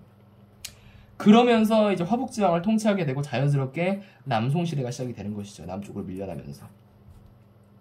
이해가 될까요? 그러면서 또 자연스럽게 강남지방이 발전하게 되고. 오케이? 또한 이 여진족 같은 경우는 맹한모국제를 시행을 하게 됩니다. 거란의 뭐랑 비슷해요? 거란의 남명간제, 북명간제랑 비슷하다시피 맹한모국제랑 이 주현제를 짬뽕으로 운영을 하면서 이제 통치했다. 이 한족들을. 그래서 이제 여기서 좀 공통적으로 봐야 되는 게 요와 금의 이중지배 체제다 이렇게 얘기하는데 요나라는 거란족, 남명간제, 북명간제, 금나라는 여진족, 맹한모국제 해가지고 이제 어떤 식으로 통치를 했느냐에 대한 얘기고 참고로 맹한모국제, 남명간제, 북명간제는 얘기했죠. 이제 구분해서 통치한 거고 맹한모국제와 주현제도 마찬가지예요. 맹한모국제를 북방민족 대상으로 주현제를 한족 대상으로 운영을 한 건데 맹한모국제를 한 건 이제 유목민 사회였기 때문에 그런 겁니다. 해가지고 간단하게 얘기하면은 300호를 1모국 그 다음에 3000호를 맹한으로 부르기로 해가지고 이렇게 운영을 한 맹한모국제다라고 그냥 보면 되고 별거 아니에요. 그냥 뭐 사실 그러니까 뭐 300호를 모국, 3000호를 맹한이라 해서 그냥 맹한모국제예요. 그냥 그렇게 통치했다라는 거고 뭐 이게 엄청나게 막 중요하죠. 이게 맹한모국제를 했다는 게 중요한 거지 맹한모국제를 막 깊이 파고들어서 막 그렇게까지는 갈 게 없다는 겁니다. 자, 송나라 때는 엄청난 경제 발전을 이루어요. 송나라 때는 진짜 우리가 감히 상상도 하지 못할 규모의 엄청난 경제 발전을 이루게 되는데요. 먼저 제가 말했다시피 송대 화북 지역의 인구가 강남으로 이주합니다. 근데 남송으로 가기도 하고요. 그러면서 엄청나게 농업이 획기적으로 발달해요. 강남 지방에. 이때 등장하는 것이 이제 농기구, 용골차와 같은 농기구가 이때 보급이 되고요. 그 다음에 이제 시비법, 사람의 인분을 이용해서 이제 농사를 짓는 시비법, 그다음에 이양법, 모내기법도 이때 도입이 되고 또 참파벼라는 게 등장을 하게 됩니다. 이러면서 엄청나게 강남의 경제력이 화북지방을 능가하게 돼요. 그래서 표현을 잘 알아둬야 돼. 강남지방 개발이 본격화된 건 언제예요? 위준 남북조 시대였지. 그죠? 하지만은 이제 화북지역을 능가하게 됐다라는 표현을 쓰는 것은 이때 송나라 때다라는 걸 기억을 해두면 되겠습니다. 이때 중국 인구도 매우 많이 늘어납니다. 그래서 최초로 지금 뭐 10억이 한참 넘지만 이때 1억 명을 달성하게 된다는 겁니다. 중국 인구가 매우 늘어나서. 그래서 실제로 송나라는 상업도 굉장히 많이 발달하게 되죠. 이 대운하, 수나라 때 건국했던 대운하를 통해서 왕래를 하면서 이 전국적인 규모의 시장권이 형성이 되고 상업도시가 발달하게 됩니다. 실제로 북송의 수도인 카이펑은, 북송은 굳이 남송 전을 얘기하는 거예요. 항저우, 그러니까 항저우가 남송의 수도고 이제 북송의 수도가 카이펑인데, 인구 100만이 넘는 대형 도시, 거대 도시로 성장했다. 그다음에 상거래가 활발해지면서 화폐 사용이 늘어났다. 그래서 이제 교자와 해자가 있는데 교초랑 헷갈리면 안 됩니다. 교자랑 회자, 송나라 때 사용되었던 주요 지폐 중에 하나고, 이때 지폐가 유통됐다는 거예요. 더 이상 동전이 아니라. 그러면서 교자와 회자 잘 기억해둬야 됩니다. 교자, 회자가 송나라 때 사용되었다라는 거, 이런 것들 잘 기억해야 되고, 지폐 만들어서 유통했다라는 거죠. 뭐 그렇습니다. 그렇고 이제 송나라 때 만약에 북방민족의 침입이 없었다면 이미 서양보다 몇백 년 앞서서 산업혁명을 이루었을 거라는 말이 있을 정도로 송나라는 엄청난 발전을 하게 됩니다. 또한 유교부, 사대부죠. 제가 아까 송나라 때 말했다시피 주요 키워드 중에 하나가 사대부입니다. 왜냐하면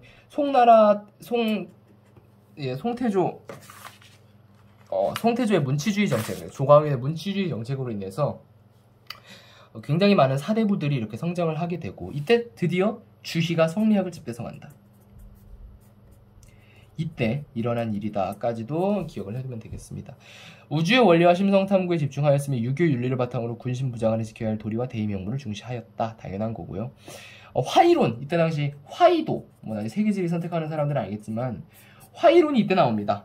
화이론은 뭐냐면 문화민족, 중국 중화사상 할 때 화를 문화민족을 의미하고, 이는 오랑캐를 얘기하거든요. 존왕양이 아까 언제 나왔어요? 춘추시대 났다 했잖아요. 이때 양 2에서도 이게 오랑캐 이자란 말이에요. 중국만이 세계에서 유일한 문화민족이고 나머지 다 오랑캐다. 그런 화이론도 이때 나왔고요. 사마광의 자치통감, 이게 대표적인 편년체 역사서다. 이게 이때 처음 나와요. 그러니까 사마천의 사기가 언제 나왔어요? 한나라 때 나왔잖아요. 사마광의 자치통감이 송나라 때 나옵니다. 사마광의 자치통감 편년체. 한나라 때 나왔던 사마천의 사기 같은 경우는 이제 인물 중심 역사서, 기전체였다면 이때 사마광의 편년체, 이 자치통감이 이때 등장을 하게 된다라는 거죠. 뭐 그렇고, 이때 반문화, 서민문화가 발달했다라는 겁니다.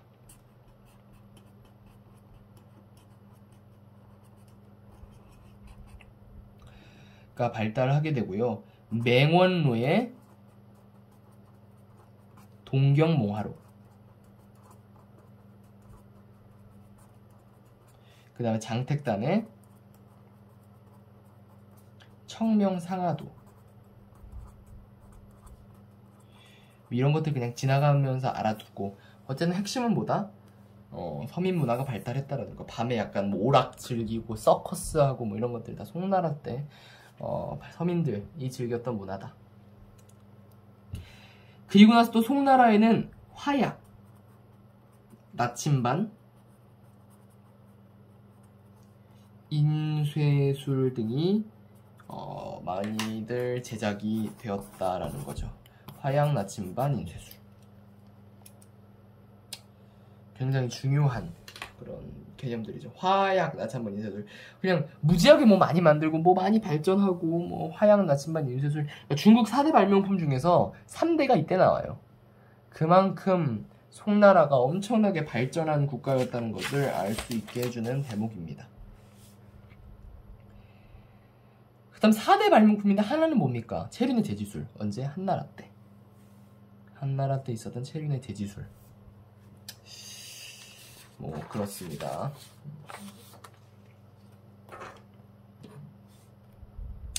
이렇게들 기억을 해두면 좋겠고요. 자, 드디어 이제 송나라를 마무리하고 원나라로 넘어가게 됩니다. 뭐 기가 쭉쭉 빠지죠. 원나라로 넘어가게 됩니다. 강의 분량은 아마 거의 1시간 반 좀 넘어갈 것 같아요. 원나라 봅시다. 빨리빨리 넘어갑시다. 13세기 초 태무친이 등장합니다. 이 태무친이 우리가 흔히 말하는, 태무친이 이름은 아니에요. 태무친이 이제 몽골 지역을 통합하고 쿠릴타이라는 게 나오거든요. 쿠릴타이가 간단하게 말하면 회의. 이 몽골에서 부족장들끼리 하는 회의를 쿠릴타이라고 하는데, 이것을 통해서 이 태무친이 칭기즈 칸으로 등장하게 됩니다. 등극하게 되는데 여기서 이 칭기즈칸이라는 게 이름이 아니에요. 많은 애들이 칭기즈칸 얘기하다 보니까 뭔가 이제 무슨 칭기즈칸이 사람 이름처럼 인식이 되는데 그게 아니라 테무친이 사람 이름이고 칭기즈칸으로 등극이 된 겁니다. 이 사람이 뭘 실시했냐면 천호제라는 걸 실시하거든요. 이 천호제가 유목민을 1천호로 나누는 거예요. 그 위에 100호장, 10호장, 1000호장 이렇게 두는데 이 유목민을 나누어서 이렇게 딱 체계적인 조직을 만들었다. 이 체계적인 조직을 만들어서 이것을 어디에 썼다? 정복전쟁에 이용했다. 이런 식으로 하면서 이제 막 정복해 나가는 거죠. 그죠? 그러나 이제 칭기즈칸 사후 후에는 여러 울루스로 분열됐다. 말했다시피 강력한 통치자가 등장한 이후에는 반드시 분열기를 겪게 됩니다. 그게 바로 뭐예요? 울루스입니다. 울루스. 칭기즈칸 사후에 이렇게 딱 하나로 통일되어 있던 제국이 여러 울루스들로 쪼개지게 돼요. 밑에 뭐 사진에 뭐 주치 울루스, 오고타이 울루스, 뭐 차가타이 울루스 등등 많은데 어쨌든 그리고 나서 후에 이제 오고타이 칸이 등장하게 되고 처음에 칭기즈칸 2대 오고타이 칸. 이 오고타이 칸 때 금을 멸망시킵니다. 그 다음에 마지막으로 쿠빌라이 칸. 얘가 남송을 멸망시킵니다. 이해되죠? 칭기즈칸 때 처음으로 몽골을 통일했고 오고타이 칸 때 금나라 멸망, 쿠빌라이 칸 때 남송 멸망. 참고로 칭기즈칸 사후에는 여러가지 울루스로 분열되었다. 이후에 이제 황위 계승을 둘러싼 내부 분쟁에 시달리면서 통합력이 약화되었다. 이라는 거죠. 쿠빌라이 칸 때 이제 그리고 이때 참고로 이걸 제일 중요한 설명 안 했네. 쿠빌라이 칸 때 원나라가 건국되는 거예요. 그러니까 칭기즈칸이 원나라를 건국한 게 아닙니다. 누누이 얘기한 칭기즈칸은 그냥 막대한 군사력을 바탕으로 대규모의 몽골 제국을 완성한 사람이지 칭기즈칸을 갖다 놓고 칭기즈칸이 이거 원나라 건국했다 그러면 안 되는 겁니다. 칭기즈칸은 엄연히 원나라를 건국한 사람은 아니라는 것을 좀 잘 알아두면 좋겠고요. 그리고 나서 이 쿠빌라이 칸 이후에 몽골이 좀 이렇게 흔들리게 된 계기가 뭐냐면 라마교 때문에 그래요. 라마교. 이 라마교가 티베트 불교거든요. 근데 이 황실에서 이게 유행합니다. 그래서 막 사치를 하고 라마교 축제를 개최하는데 막 어마어마한 돈을 쓰고 이래요. 송나라 때 집회가 뭐였죠? 교자랑 회자였습니다. 원나라 때의 집회는 뭐냐면 교초라는, 교는 똑같죠. 교초라는 집회인데 이 교초를 막 남발하게 됩니다. 라마교 축제로 인해서 막 돈을 많이 쓰면 재정이 파탄나요. 자, 경제 시간 뭐 이거 끝나고 나서 바로 경제 특강을 찍을 예정입니다만 이 경제학적으로 봤을 때 이렇게 이유 없이 막 집회를 남발하고 이렇게 하면은 재정이 파탄나게 되죠. 그러면서 끝내 엄청난 대규모 반란이 일어나게 되고 홍건적의 난으로 멸망가도를 달리게 됩니다. 원나라 멸망 이유는 홍건적의 난입니다. 홍건적의 난으로 이제 멸망가도를 달리게 되고요. 이제 그리고 참고로 여기서 완전히 몽골이 끝장이 난 건 아닙니다. 몽골을 싹 다 몰살시킨 게 아니죠. 아직까지도 몽골이 있으니까. 홍건적의 난을 계기로 다시 북쪽으로, 중국이 있으면 북쪽으로 올라가게 되는 그런 모습이 나타나게 됩니다. 또 원나라 제일 중요한 게 몽골인 제일주의예요. 이렇게 마치 인도의 카스트 제도처럼 이렇게 다양하게 이렇게 딱 신분제를 만들어 놨던 특징이 있는데 당연히 이제 몽골인은 최상층입니다.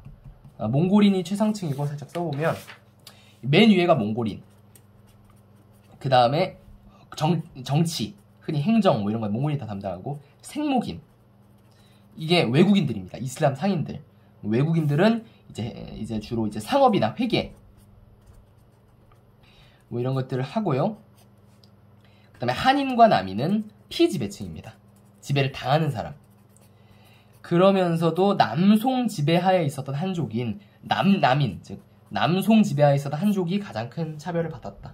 이 금 지배하의 한족이라든지 뭐 여진족, 거란족 뭐 이런 사람들은 큰 차별을 안 받았지만 남인, 남송을 특히 싫어했다 라는 것을 알 수 있겠습니다. 또 이제 원대 문화와 교류 있는데 이 사람이 살 수 있는 땅의 70% 이상을 원나라가 다 독차지할 정도로 엄청난 지역을 통솔하게 됐고 그러면서 관대한 종교 정책을 합니다. 관대한 종교. 후에 이제 명청 넘어가게 되면 좀 이런 것들이 깨지게 되는데 굉장히 관대한 종교 정책을 펼치게 됩니다. 이에 따라서 이슬람교, 당나라 때 한번 네로토리우스교라든지 경교라든지 뭐 조로아스터교 했지만 이슬람이라든지 또 경교 또 유행합니다. 하지만 이때 크리스트교가 또 나와요. 크리스트교, 라마교 등등의 다양한 종교들이 공존을 할 수 있었고, 특히 라마교 중요하다 그랬죠? 몽골을 망하게 한 대표적인 원흉 중에 하나예요. 라마교는 황실의 장려에 힘입어서 몽골인들 사이에서 크게 유행했고, 라마교 승려인 파스파가 뭘 했어요? 파스파 문자를 만듭니다. 몽골 문자 만들었고, 그 다음에 또 이슬람 문화의 유입으로 곽수경이 수시력을 만듭니다. 파스파 문자랑 곽수경의 수시력은 너무 몽골을 대표할 수 있는 키워드 중에 하나예요. 잘 기억해 두고요. 또 대포, 이슬람의 대포 제작 기술 역시 중국에 유입이 되었다라는 것을 알 수 있겠습니다. 몽골 지역은 유라시아 지역을 거의 통합했기 때문에 초원길이라든지 사막길이라든지 동서교역을 안정적으로 운영할 수 있어요. 왜냐하면 다 지네 땅이니까. 중간중간에 역참이라는 걸 설치하게 됩니다. 왜 역참을 설치하겠어요? 왔다 갔다 하려면 뭔가 중간에 휴식 장소가 필요하잖아요. 그래서 각지를 연결하였고, 그리고 나서 이제 대운하를 정비했다. 대운하 정비. 대운하 나왔다 그래서 무조건 수 아닙니다. 대운하 정비한 것은 원나라고 또 연결했다. 그리고 나서 이제 거의 이 시기에는 바닷길을 통해서 엄청나게 멀리까지 하여 아라비아 반도, 아프리카 동부까지 교역이 이루어졌고, 또 이제 항저우, 이제 과거 북송의 이런 수도였던 항저우라든지 이런 곳에 있었던 이 시박사,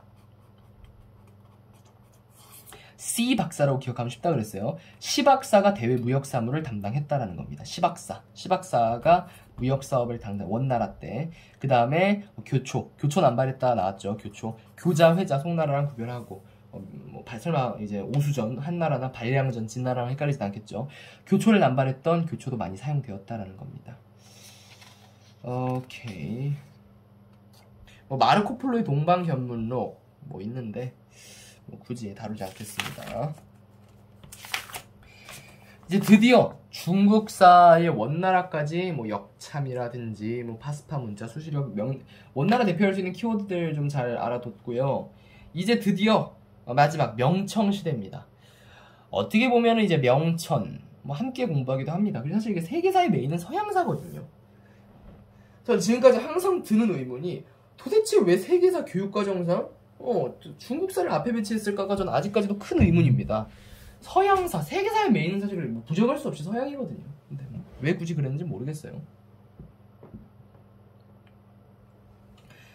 어쨌든 명나라. 명나라 건국한 사람이 누굽니까? 주원장이라는 사람이에요. 주원장. 이 홍건적의 난을 계기로 말했죠. 먼 나라랑 크게 쇠퇴하게 됩니다. 이때 홍건적의 난을 계기로 주원장이 홍무제라 그러거든요. 주원장의 홍무제. 이 사람이 난징을 중심으로 명나라를 딱 건국을 때립니다. 오케이? 명나라를 딱 건국을 해버려요. 그리고 나서 이제 몽골 세력을 초원 지역으로 내쫓고 한족 왕조를 드디어 부활시킵니다. 다시 한족이 시작되는 거예요. 이때 그래서 한족 문화를 보호하기 위해서 호복과 변발을 금지합니다. 왜 금지했을까? 이런 게 다 한족과 반대되는 거죠. 선비족 문화잖아요. 한편 과거제 정비하고 유구를 반포했는데 이 유구를 갖다가 그 소로 생각하면 안 됩니다. 맛있게 먹으려고 소를 키웠나? 그게 아니라 백성을 교화하고자 했다. 그래서 유구라는 것은 이제 무슨 뭐냐면 한마디로 말하면 부모에게 효도해라, 노인을 공경해라, 마을 사람들과 화목해라 이런 거예요. 뭔가 지침간에 지침, 효도 지침 이런 내용으로 생각하면 되겠습니다. 그리고 나서 또 지방의 농민을 이갑제로 표현했다. 이갑제. 토지대장, 호적, 이런 게 있는데 이갑제가 뭐냐면은 이갑제는 이제 흔히 얘기해가지고 이장호, 갑수호 이렇게 나누거든요. 해가지고 이게 계속 돌아가면서 이렇게 행정 업무를 하는 그런 걸 얘기하는 거예요. 110개의 가구를 1, 2로 평가해서 이장호랑 갑소를 나눠서 돌아가면서 임무를 담당하게 세금 징수, 치안 유지 이런 업무를 담당했다라는 거고, 토지대장을 만들고 호적을 정비하고 이런 것들, 조세와 역을 확실하게 하기 위해서. 또한 중서성과 재상제 자체를 폐지해버려요. 재상제 나가, 중서성 나가, 완전히 폐지하고 육부를 황제에 직속시키는 게 드디어 명나라 때 이루어진다. 모든 권한을 황제한테 집중시키는, 드디어 좀 이제 현대적인, 우리나라로 따지면 6조 직계제를 한 3조 이런 느낌이 드디어 좀 들기 시작하는 거죠.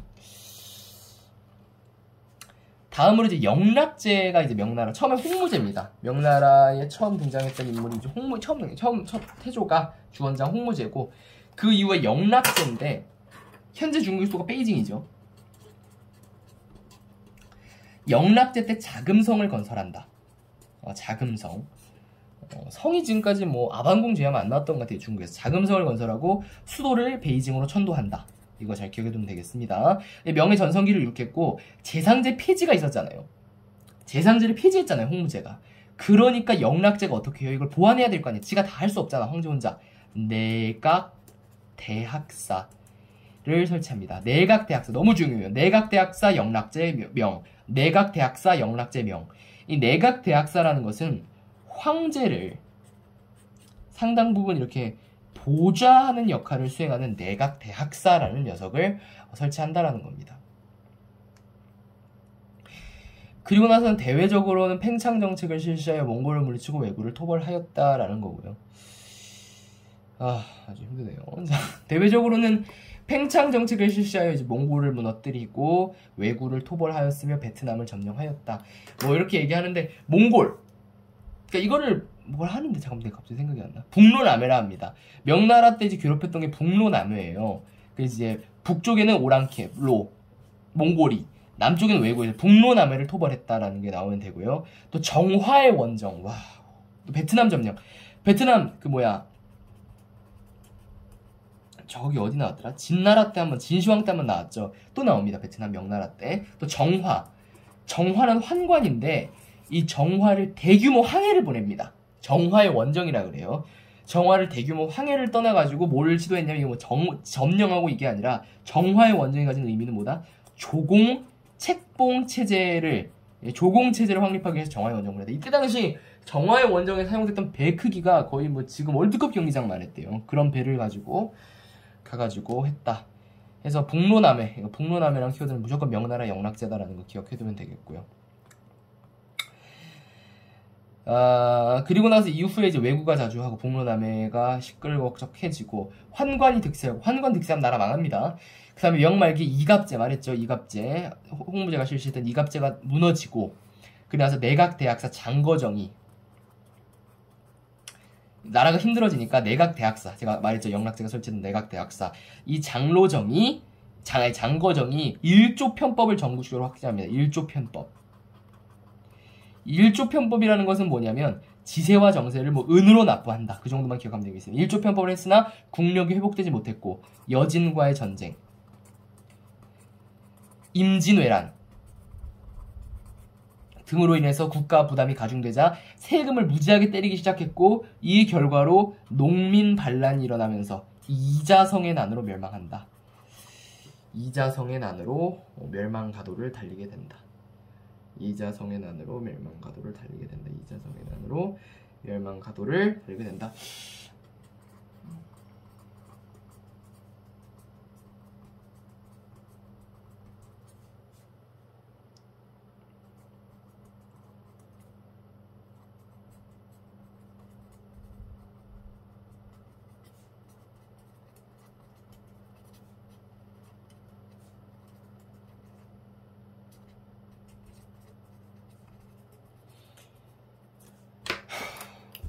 진나라는 진승우광, 한나라는 황건적,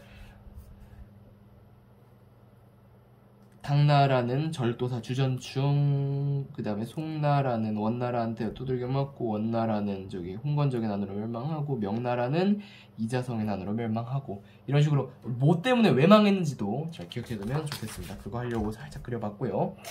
자, 드디어 명나라가 쇠퇴합니다. 명나라가 쇠퇴한 이후에 임진왜란 이후에 명과 조선이 쇠퇴한 틈을 타서 누르하찌라는 사람이 등장합니다. 이 누르하찌가 팔기제라는 걸 하거든요. 이게 한마디로 얘기하면은 조직의 조직. 군사 행정 조직을 이제 나타내는데 팔기제가 이 팔기제를 바탕으로 만주족, 즉 여진, 아까 명나라 말기 여진족 때문에 골치 아팠다 했죠.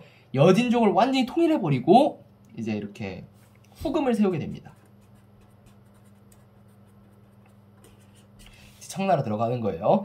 이제 후금은 더욱 세력을 확대해가지고 태종 때, 홍타이지 태종 때 국호를 청으로 바꾸고 내몽골과 조선을 공격했다.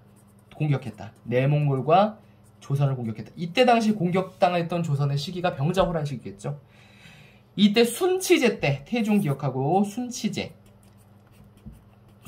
때 명이 멸망하자 베이징을 점령하고 끝내 중국 전역을 장악하였다. 청은 그래서 기억해야 될 게 태종 때 청나라로 누르하치부터 시작하지. 누르하치 때 팔기제 정비하고 후금 건국하고 태종 때 청 건국하고 순치제 때 명나라 멸망시키고 베이징 점령하고 그 다음에 강희제, 옹정제, 뭐 걸륭제 왕이 너무 많아. 강희제, 옹정제, 걸륭제 이렇게 나오는데 강희제 때 3번의 난을 진압해요. 이 3번의 난이 뭐냐?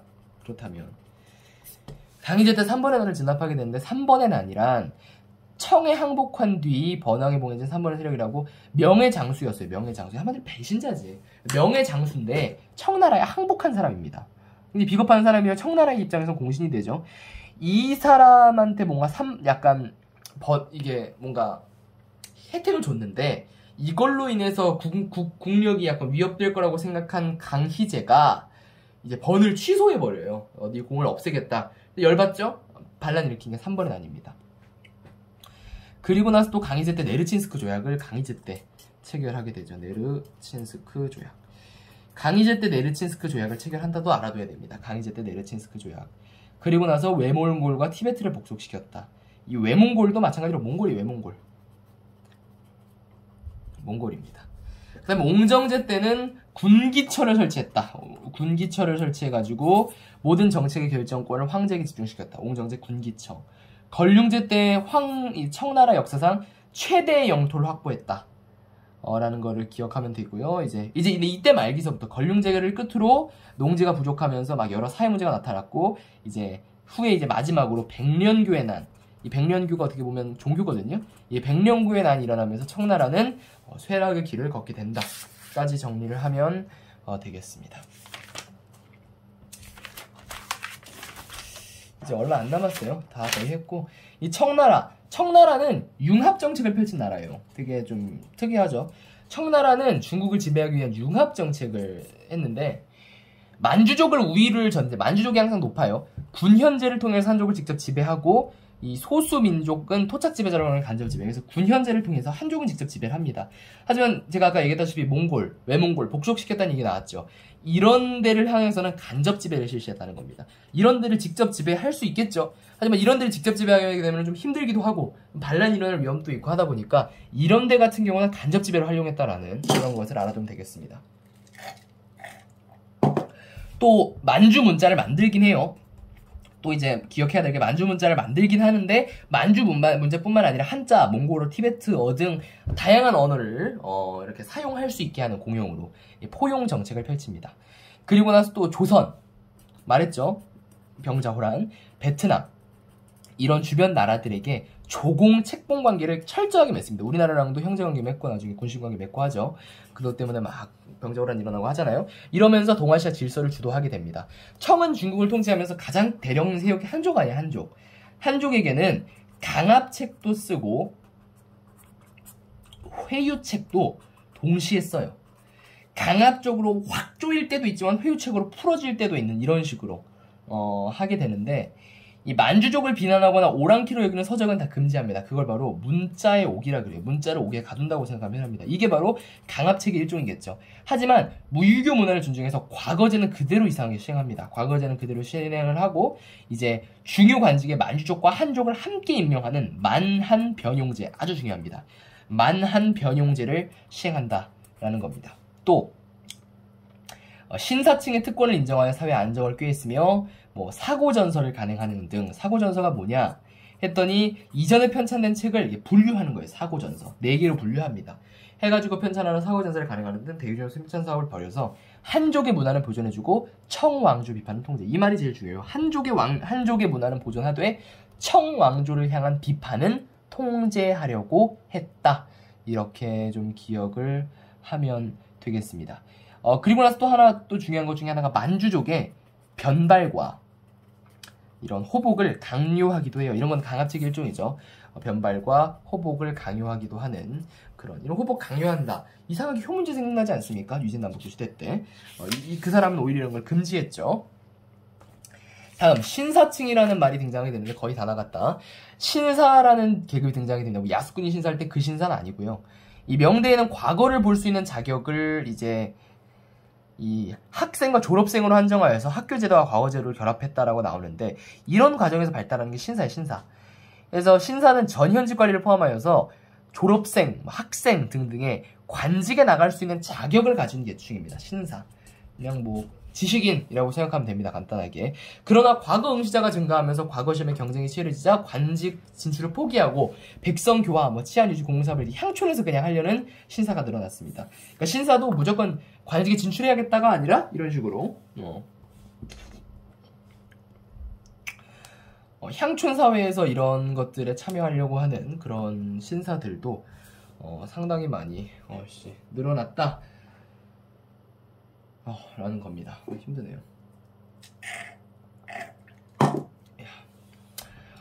입에서 단내가 납니다. 해가지고 또 신사의 특권이 있습니다. 신사의 특권, 명청 다 해당하는 얘기인데 신사의 특권으로 요역 면제, 조세 감면, 가벼운 문제나 처벌 문제 등 특권, 무슨 특권인지까지 물어보진 않아요. 특권을 가졌다. 신사들이 특권을 가졌다. 신사들이 가진 특권을 모두 쓰세요. 뭐 이런 건 안 나온단 말이에요. 그래서 이 특권 같은 경우는 이 명나라대를 넘어서 청나라 때까지 그대로 인정을 받았다는 거죠. 그 다음에 신사는 또 토지를 차지해서 지주층이 되고 고리대, 고리대 이런 거. 고리대와 세금 납부 대행으로 사적 이익을 추구하여 농민들을 억압하기도 하였다. 한편 농업과 상공의 경제 발전으로 부유한 서민층이 등장합니다. 항상 비슷한 레파토리죠. 부유한 서민층이 등장하고 학교와 교육이 확대되면서 서민층의 지위가 향상됐다. 이들은 자신의 지위를 보장받기 위해서 소장료 납부를 거부하는 항조, 우리 신사층한테 돈 안 낼래요 일으키거나 투쟁, 직용의 변. 직용의 변이라고 방직업의 중심지였던 수저국에서 환관과 징세 청법자들의 과도한 세금 요구에 반발하여 직물 노동자들이 일으킨 운동인 직용의 변이라는 것도 일으키는 등 다양한 이런 항쟁도 계속해서 해나갔다라는 것을 기억을 해두면 되겠습니다. 또 명청시대의 경제발전. 명청은 농업 생산을 장려하여서 창장강 주류의 쓰촨 지역까지 그러니까 한마디로 쌀 생산이 확대됐다는 거죠. 곡창지대로 개발되었고 신대륙에서 고구마, 감자 등의 새로운 작물이 들어와 식량 생산에 크게 이바지하였으며 차, 면화, 담배 등 상품 작물, 중요하죠. 이런 상품 작물들도 청대에는 많이 재배가 되었다. 송대의 대표적인 쌀 생산지였던 창장강 하류는 도자기를 비롯한 송대는 이제 창장강 일대, 이 창장강 일대가 이 쌀 생산지였지만 이때 이제 지금은 이 성대에는 수공업 생산을 중심으로 변모했다. 또 상업의 발달을 촉진하여 전국에 수많은 중소도시와 전기시장이 생기고 산시상인, 휘저우상인 이렇게 전국을 무대로 활동하는 보부상이라고 하죠. 막 이런 상인들이 등장했다는 겁니다. 상인들은 동업조합, 공소와 회관 이런 조합들, 노동조합, 우리나라 따지면 노조죠. 이런 것들, 자신의 이익을 지키기 위한 조합들도 만드는 모습들, 직용의 변 정도 기억해야 된다면 직용의 변 정도 기억을 하면 되겠습니다. 이 명청의 대외 정책인데요. 명은 이 사적인 해외 무역을 제한하는 해금 정책을 벌이거든요. 주변국과는 조공 책봉 관계를 계속해서 진행을 하지만 해금 정책이라 그래서 해외 무역을 제한하는 그런 일들을 진행을 하게 됩니다. 그런 식으로 진행을 하게 되고 사무역이 증가하고 해서 이제 무슨 말이냐면 영락제 있죠. 영락제 때 정화의 항해를 통해 조공무역의 범위가 시적으로 확대됐다. 영락제 때 정화 보냈다 했잖아요. 정화의 원정. 그러면서 조공무역의 범위가 시적으로 확대되는 등 이런 식으로 아프리카 일부 지역까지도 조공하기도 했다. 명후기에는 이 해금 정책이 좀 약화가 된다는 거죠. 명후기에는. 그럼 사무역이 많이 증가했다까지 알아두면 되겠습니다. 청도 명의 부흥을 꾀하는 세력을 잠재우기 위해 해금 정책을 처음에는 실시했으나 강희제 때 타이완의 방청 세력을 편정한 후 이를 해체하였다. 그래서 강희제 이후로는 더 이상 이제 청나라 강희제 이후로는 해금 정책을 꾀하지 않았다라는 것을 알아둬야 되겠고요. 이제 상인의 해외 진출도 허용했다. 유럽 상인에게는 공행을 통해서만 교육을 이상하게 허용했다. 공행이라는 것은 허가받은 상인 조합이거든요. 이것을 통해서만 유럽 상인들에게는 교육을 했다라는 거. 청나라에서는 16세기 유럽 상인들이 중국으로 들어오면서 교육이 크게 확대되었고, 당시 유럽에서 중국산 차, 도자기 등 수입이 큰 이끌을 끌면서 물파 확대되었다. 은의 가치, 일조 편법. 명말기 일조 편법. 은으로 납부하는 거라 그랬죠. 일조 편법이 시행되었으며, 청대, 이게 명대의 일조 편법이라 그러면 청대에는 지정은제, 은으로 한꺼번에 다 내는 거. 이때는 지세와 정세를 은으로 납부하는 거지만, 이때는 지세와 정세를 통합해서 한꺼번에 은으로 내는, 더 좀 간초라되고 이렇게 되는 모습을 일조 편법의 명, 지정은제가 창까지 기억을 해두면 되겠습니다. 또 학문의 변화와 다양성 파트인데, 명은 북방민족의 풍습을 없애려고 그래요. 명나라는 북방민족이 싫거든. 그러면서 성리학, 주자가 편찬한 이 성리학이라는 것을 중요한 통치 이념으로 삼고 정리합니다. 영락제 때는 이제 명의 영락제를 얘기하는 거예요. 영락제 때는 사서대전, 오경대전 말했죠. 또 이제 오경정이랑 또 헷갈리면 안 됩니다. 송나라 때 오경정이랑은 더 헷갈리면 안 되겠지. 오경이 너무 많아. 오경대전은 또 명나라 때래. 영락대전, 사서대전 등 유교 경전을 편찬했다. 오경대전, 사서대전, 영락대전 이런 식으로 과거 시험에 활용했다. 또 명중기의 왕수인은 또 양명학이라는 거를 또 만들게 돼요. 양명학을 왜 만들었냐면, 이 성리학이 원래 주의가 만든 주자학이었는데, 이 주자학을 비판하면서 생긴 또 양명학의 명말기에 또 등장하게 됩니다. 또 심증리, 이걸 나타내는 게 심증리. 그러면서 등등등 발전하게 되고요. 또 명나라 때는 실학, 경세치용학이라 부르는 실학이라든지 이런 것들이 편찬이 되기도 했다. 명말 청초에는 이제 고증학이 또 발달하였고, 강희자전, 사고전서 서적, 고증에도 배례했고, 금성학, 갑골학 등, 청중기에는 고증학을 또 비판하면서 공양학이 또 등장하고, 어렵죠. 간단히 정리해보면 성리학, 주자학 비판하면서 양명학, 고증학 비판하면서 공양학, 이런 식으로 발전했다라는 거죠. 사실 이 책 같은 경우 제가 마지막에 혼자서 추가로 더 공부해야 될 부분 마지막으로 정리할 거니까, 그 부분 때 이제 정리한다는 게 설명하겠다는 게 아니라 이 부분은 따로 좀 공부해 두세요. 이거 마지막 정리하면서 같이 얘기하도록 하고, 서민문화. 그쵸. 명청 때는 서민문화가 이제 많이 발달하게 되죠. 이 소설, 희곡 이런 게 다 명청 때 나온 거예요. 그 인쇄술이 발전하면서 다양한 책들이 유행을 하게 되는 거죠.